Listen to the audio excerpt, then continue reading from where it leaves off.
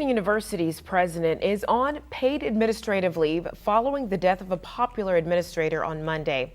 A third party will be reviewing the case, and the VP of Academic Affairs will serve as acting president. Now, students and alumni are calling for accountability. KMU8's Ellie Laliberte has the story. The Lincoln University community is reeling after the death of Antoinette Candia Bailey, the Vice President of Student Affairs and a mentor on campus. If you knew her, you loved her, basically. But since then, there has been an outcry from students and alumni to have Lincoln's current president, John Mosley, removed. I've said early on in the administration that Dr. Mosley was a novice, and he's demonstrated his lack of skill and leadership in this capacity. Sherman Bonds, the Lincoln University National Alumni President, sent a letter to the Board of Curators following an email. She wrote a manifesto, a letter to Dr. Mosley, giving directions toward improvement in his leadership. According to Bonds, the email alleges Mosley harassed and bullied Candia Bailey. In an interview with NBC News, Candia Bailey's mother and husband say she had a strained relationship with Mosley and was fired on January 3rd. Between 5 days, her level of despair was beyond hope, and she took her life. In a press release, the university says it values mental health, saying, quote, "As a board, we are committed to make certain the mental health of Lincoln University employees is a priority and that every employee is always treated with dignity and respect."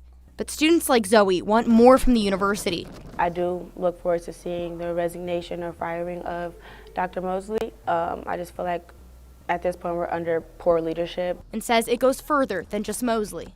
This is unprecedented in terms of what we expect from the Board of Curators. We expect compassion, we expect resolve, and we expect immediate action, and we don't have that. Ellie Laliberte, KMU8 News, Jefferson City. Let's rock on the mic.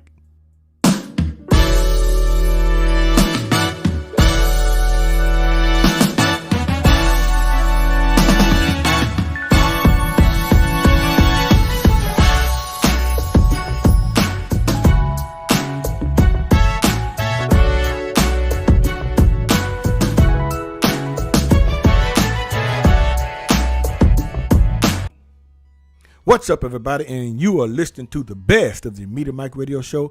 I am your host, the Media Mike Speaks, sponsored by New Justice Media, where we are the voice of the everyday citizen. The time is now 36 minutes past the hour here in the Lone Star State. So let's get to it before it's too late. All right, good people, it is 28 degrees outside, somewhat of a bone-chilling 28 degrees. So let's get to this story. Can someone tell me what in the textbook higher education administration is going on at Lincoln University in Missouri? Now, you may or may not have heard of this story, but it has a tragic ending. As you saw in the video,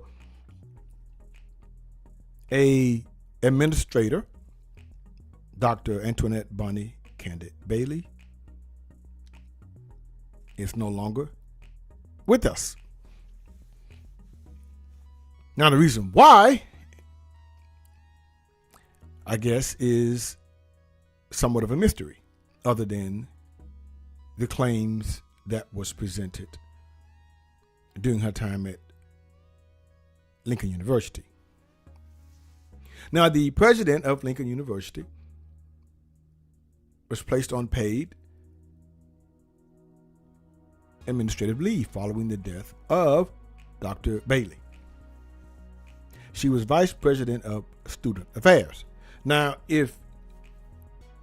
just to catch you up, if you don't know what that title is, that is right below the president and deals with all affairs dealing with the students, such as curriculum and all of that stuff, you know.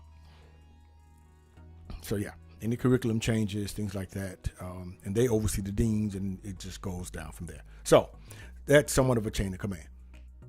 So she was right up under the president, right next to him. So now, as you see here, this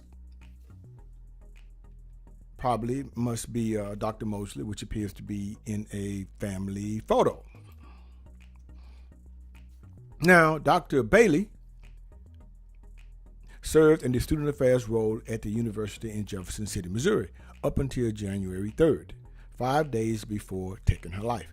According to KRCG News, Dr. Bailey sent an email to Dr. Mosley, the president and the board of curators, accusing him of causing enough harm and mental damage on the day of her demise. Now, Dr. Bailey suffered from severe depression and anxiety and requested time off via the Family and Medical Leave Act and Americans with Disabilities Act. She stated that her relationship with Mosley had gone downhill after she disclosed her mental health condition, and she was intentionally harassed and bullied for her request. Race also reportedly played a factor. Mosley is Caucasian, as you can see, and Dr. Bailey was African American. Now, this is interesting, and I'm going to get to some questions here toward the end. And she's requesting time off. She disclosed it, and I don't know if she presented this to HR, which she probably did. Now, emails also revealed that the Board of Curators president responded to her complaint by saying, "Please be advised that the board does not engage in the management of personal issues for Lincoln University and will not be taking further action related to this issue." So I don't know if she most likely, well, she probably did file something with them, or maybe complained. Dr. Bailey also wrote that she asked for help following a poor evaluation, but Dr. Mosley, the president, ignored her email request and danced around the topic when she made the request face-to-face, unquote. Now, a close friend of the late Dr. Bailey, and I think they went to school together, stated that she noticed a change when she was hired in May of 2023. She goes on to quote, "I was literally just with her at homecoming and she was like, I'm just trying to make it through. Her whole demeanor had changed. Yes, she was still smiling, but you could tell that something was off, something was different," unquote.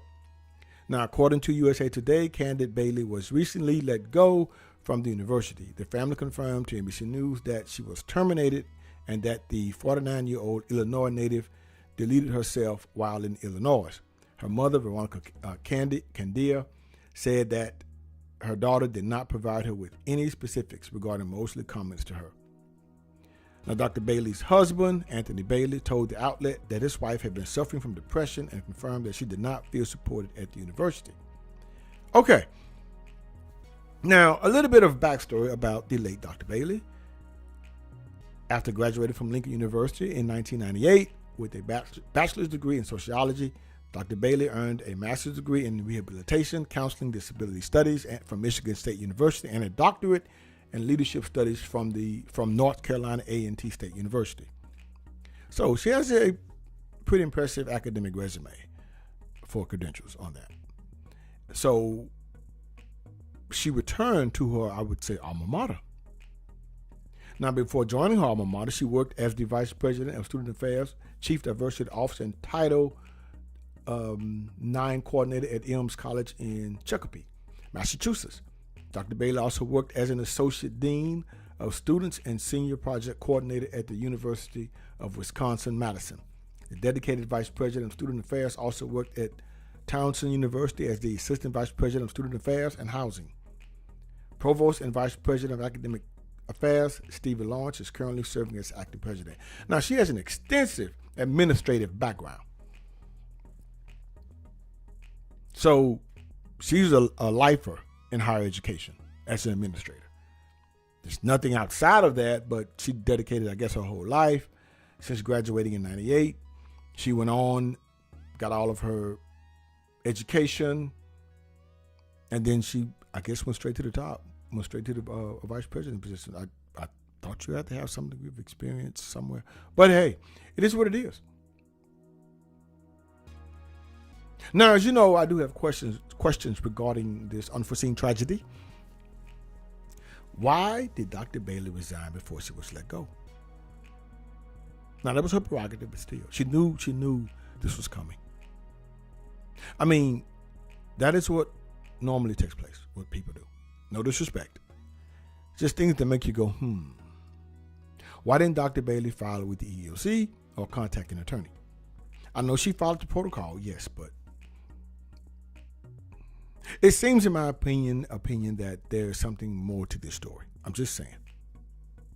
Did mental illness play a part in this? Who knows? Did Dr. Bailey suffer from this prior to her appointment? What does this say about those who are in higher education, especially in upper administration? It seems that those who serve in these positions go on a power trip. Not all, but just enough. Now, I personally would not want to work for any agency or institution who treats people this way. Or me, myself. But that's just me. You see, everyone is simply just not that strong. Now, what about her home life? The article did say Dr. Bailey was married. I mean, I guess she didn't want to quit. The article didn't say much about her husband or what type of work did he do.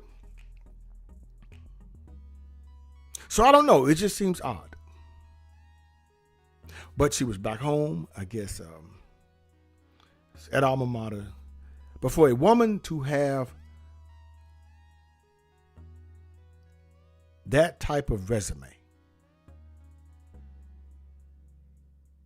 to take herself out that way, I don't know. She could have gone anywhere else. But I guess she wanted to come back home. And I don't. If my alma mater doesn't want me, well, it's not like the alma mater doesn't want me. It's the person in charge at that point. I'll leave. I leave. I'm going to fight like hell to make sure you're going to pay for what you're doing, if whatever you're doing is true. So I'm just saying, I'm just going to go through the legal way. You see, life is too short, in my opinion, to put up with foolishness from anyone. But one thing I do know is that bullies don't end after high school. Until next time, this is your guy, Mr. Educator, Mr. Communicator, Mr. Free Thinker. Subscribe, share, and like to keep me rocking on the mic. Have a good night. Understand you soon, it won't be long. Keep on, keep running.